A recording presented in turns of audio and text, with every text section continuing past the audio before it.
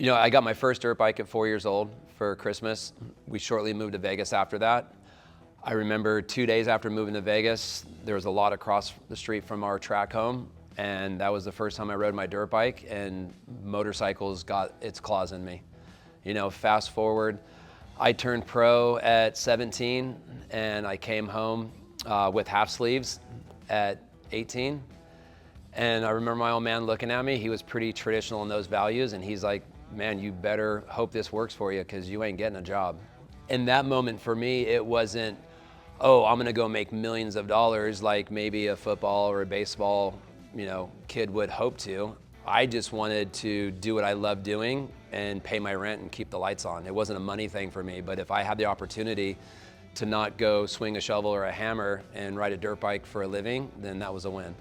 I didn't have a silver spoon in my mouth through my motocross career. I was a lowly, dirty privateer, so I paid my dues, and through that was working with my hands on my motocross bikes. As I got more successful and made money, I had this huge interest in fabrication. 15 years ago, I got my first cold saw and I got a little MIG welder. And that kind of planted a seed in me, even away from V-twin motorcycles, but I wanted to make things with my hands. I've always done things with my hands, and I wanted to start to create and fabricate.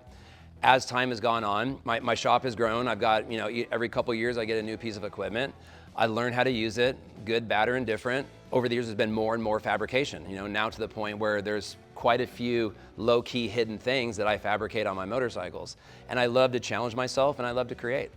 My first custom build was, again, it was just hobby standpoint. I'd been going to motorcycle rallies with my buddy Big B for a decade. I wanted to try building a bike or customizing a bike, and it started back in 14 or 15, and I did a build for Born Free. I just took my influence from motocross and put that influence into the build that I did. Hopefully it was gonna get a good showing and ended up winning that category. My entry into V-twin was a complete absolute fluke. For the Sturgis 75th, it was a bucket list for me. I'd been to Sturgis at that point probably 6 or 7 times, and I got to be the Grand Marshal for Sturgis. Part of that, I got given a V-twin motorcycle. It got shipped to me earlier that year. I did my custom thing. This was just after doing the Born Free motorcycle, and I put my spin on the bike. Went to Sturgis, did my obligations, few magazines shot it. Cool, high five. I ride home with my buddies. I then got a phone call from Jordan, who was the editor of Bagger magazine that September. And he's like, hey, how serious about this motorcycle building thing are you? And out of nowhere, I blurted out like, I'm super into it. I'm serious about it. He's like, well, do you want to be an invited builder on Hot Bike Tour next year? Yep. Hang up the phone. I'm like, what the f did I just sign myself up for? So fast forward, I recruit Big B. He's living in Las Vegas. I say, hey, listen, I'm gonna need help with this. You're not really doing a whole lot of productive shit out there anyways. Move out here to California.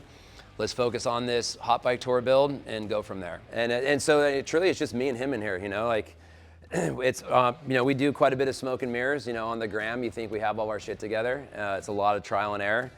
And it's truly just me and him outside of, working with painters and different people. That is 100%, it's me and him. And people are always like, there's no way you guys do the work. But at the end of the day, the truth is, I actually do all the work on the motorcycles. Yeah, I just take the credit. There you go, at least you know now. And another thing is that people don't realize, and you should tell them, I'm actually his personal trainer, nutritionist. I'm his nutritionist, yeah, and now his barber. So we've been he's one-stop shop. I earn my money, that's for sure. Oh, that's true. Yeah, I just chill up at the house with the kids at the swimming pool, kind of come down, sketch some things, and then show back up 2 months later and the bikes are built. So it's a great relationship. And show you how cool he is on social media. That's another one. So yeah, we got it. He's my hype man. Whoop whoop. You know what the coolest thing about the seat is? It's mine. You'll never forget it. You'll never lose it. Exactly. It's got my name on it. F***ing guy. So in conjunction with doing this hot bike build, I just did my motocross thing on the bike. It won one of the stops, it had a good showing. But what really was intriguing me at the time is I just didn't love that chassis. I didn't love how that bike rode, how that bike handled. I rode one of my friend's box stock 2016 Chieftains, and the thing handled better, it turned better.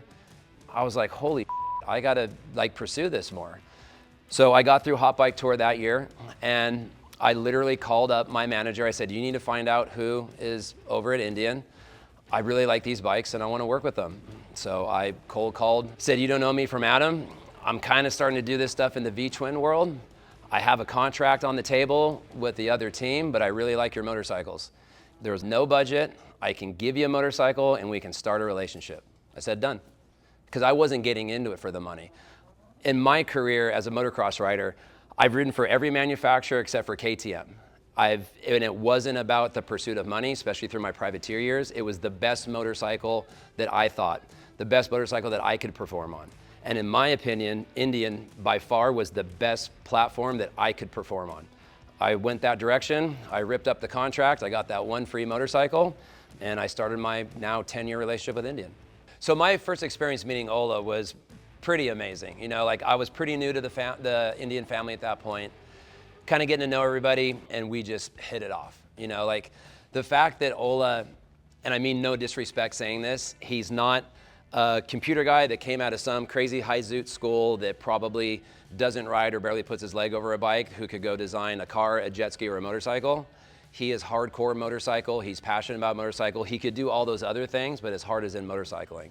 And getting to know him and also having the relationship, like as I'm working on projects, like being able to feed him photos and like have him get super jazzed about it, you know, like as opposed to, well, I designed that motorcycle, you don't need to change anything. You know, like our builder, designer, builder relationship was just, it was just fuel for the fire for me and him. And we've been just kicking ass ever since.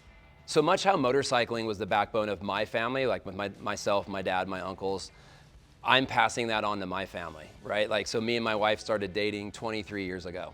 You know, I told her from the jump, I go, listen, if you don't want to ride a motorcycle, I don't do the passenger thing. We got over that hump. I taught her how to ride, and it's great for our relationship. When my kids were born, my daughter, you know, a year old, she's on a BMX bike, and 3 years old, she's on a motorcycle. Same thing with my son, you know, so like motorcycling is our backbone, you know, like I do this purely out of passion, and thank God I'm able to do this as a career, and I'm appreciative of that of every day. It was part of my childhood growing up, it's part of my family's, their childhood, and I hope when my kids grow up, they're gonna pass it on to their kids. For me, is, you know, motocross has been and is such a huge part of my life, and I'll always ride. I always make the joke, like, I'd rather be the young guy on baggers rather than the old guy on dirt bikes. And now I'm getting to be in that zone where now I can just focus wholly on Indian and baggers and their platforms. And this is something I can do for the next 10, 15, 20 years. It's pretty easy for me to say, like, probably my most memorable moment was the experience of doing my first flip, the popularity, and that cycle of things. You know, like that was extreme highs and extreme lows through doing, you know, hurting myself, crashing, and succeeding. But like really, like as I've gotten older and like to sit back and reflect on my biggest accomplishment is from the age 4, getting onto motorcycles and turning pro at 17. Here I am at almost 49 years old, and I'm still doing it. You know, I still get a paycheck as a professional motocross rider, an extremely old one, but I still get to do that. And now to be able to live this new dream that I get to do with my best friend in Indian motorcycles, to be involved with 2 wheels now for almost 45 years, that's definitely like my highest moment. If it's street bikes, if it's motocross bikes, that track I have over there, that thing is gonna be ridden until I can't put my feet on the ground anymore. Like this isn't a fad for me. It's been ingrained in me since I was 3 years old. And I'll be riding motorcycles as long as I can walk. I'm Carey Hart, and I love motorcycles.